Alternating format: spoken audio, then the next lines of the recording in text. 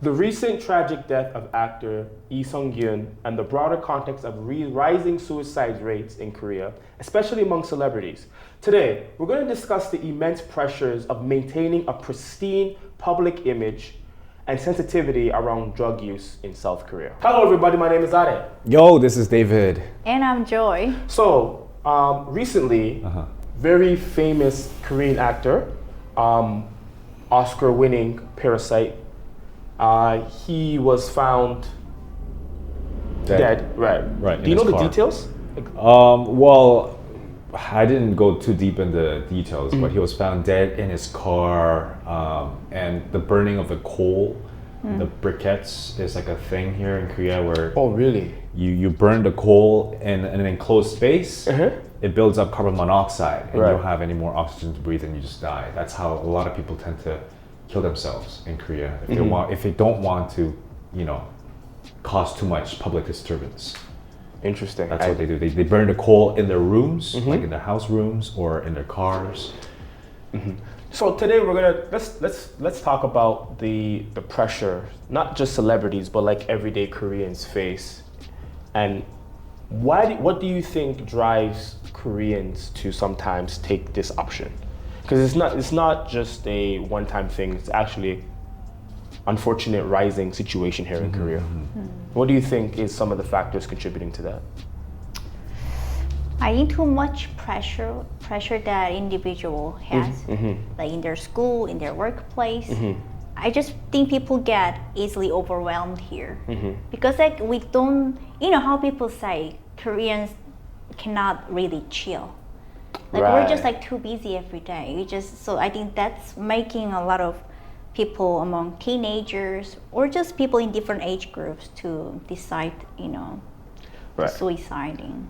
I notice in Korea everything is intense. Like if you date, it's intense. If you study, it's intense. If you work, it's intense. If you drink, it's intense.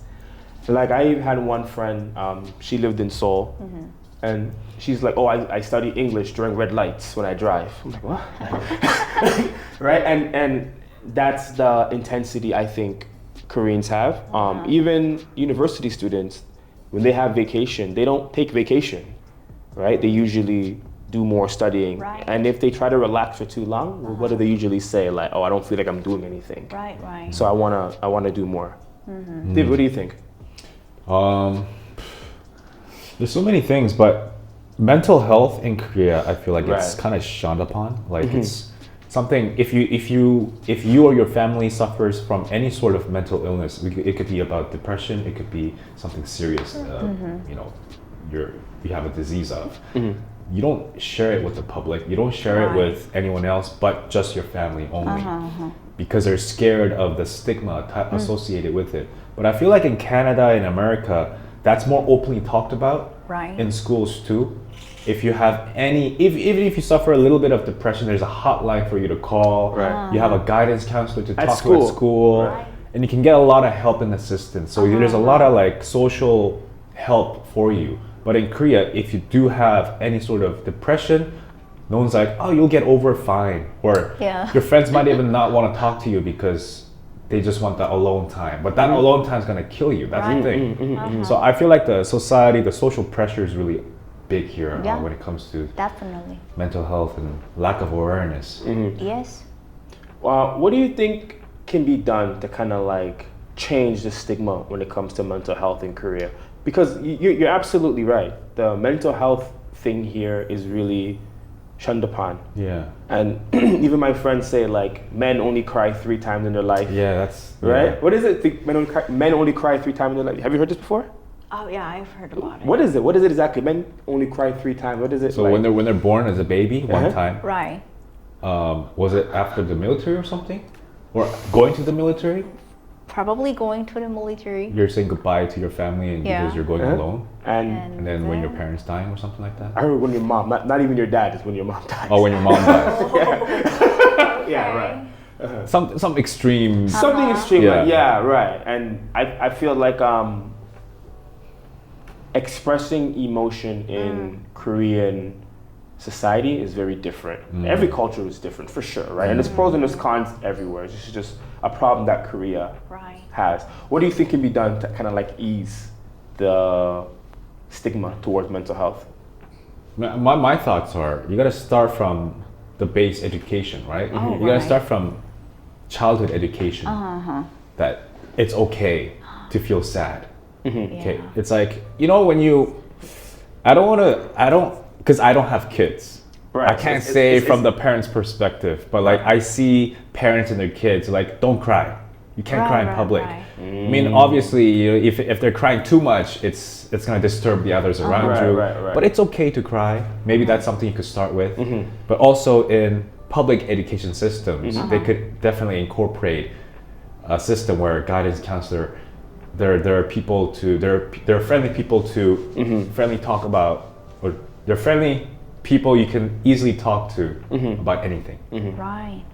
Exactly. Because I think me going to school here when I was when I was super young, I was never educated to stuff like, oh, it is okay to be depressed. Like because I think we have lack of resources when it comes to mental health. But when I was going to school in Canada, like there was a guest speaker coming over to school, sharing her or his story about how I was super depressed, but then I got help, and now I'm like doing so much better. And it felt like it was okay to share that I was going through a tough time. But then it was kind of unusual for me because I don't generally share if I'm going through a tough time. So I was like, just like how David says, we got to start the education from like school. It is okay to be sad. You can like talk to anybody, or just how do you say, you get like a personal Guidance counselor? Counselor, just to ask for help. Right. I think it's going to be really difficult just because you can change laws, but changing culture takes so long. For sure. Yeah. And I feel the problem is so multifaceted, and one of the biggest problems that Korea has when it comes to mental health is the competitive society here. Everything is so competitive here. Education is competitive, getting a job is competitive, dating is competitive. And again, the intensive nature of it brings so much stress. So like, if you're like unemployed in America, for sure there's some stigma with it. But in Korea, if you're unemployed, it's like a name like Beksu, like, you know what I mean? Like everyone kind of look at you weird. And like, it's usually, you're so heavily associated with your titles here. So when you have these attachments to these things and you lose them or they're in danger, I feel like people kind of lose themselves very, very, very quickly here. And kind of similar with the celebrity thing here, they're expected to keep such a clean image here. Yeah. And then any slip up, I think the media also blows it up They do. tremendously. Yeah. Right, because I don't know the exact details, but him was like a drug thing, and then it came back negative. But then he had like a hostess thing. Again, I don't know the exact details. Right? If it's if it's back home, it's like a Tuesday. That's normal. But here, it's so intense. Yeah, it is. It definitely is. I don't want to delve too much into the drugs too, because we are living in Korea and we have to abide by the Korean rules and laws, which I totally understand. But they do tend to blow things up to a degree where it's like you just committed a crime that's worthy of being life imprisoned. Yeah, right. But really, come on, it's not that bad. Right. Yeah, and people would judge so much. That's the thing. It's the judging. It's like your whole life didn't mean anything. It's Exactly. like because of the one thing, Right. Yeah, people on social media, they're all like perfect gods. They're always pointing fingers at everybody. Judging Yeah. about their private life. Right. Yeah. I feel like that's the main thing too. Like we make this thing, right? And if you get like a bunch of negative comments, like it doesn't really bother me.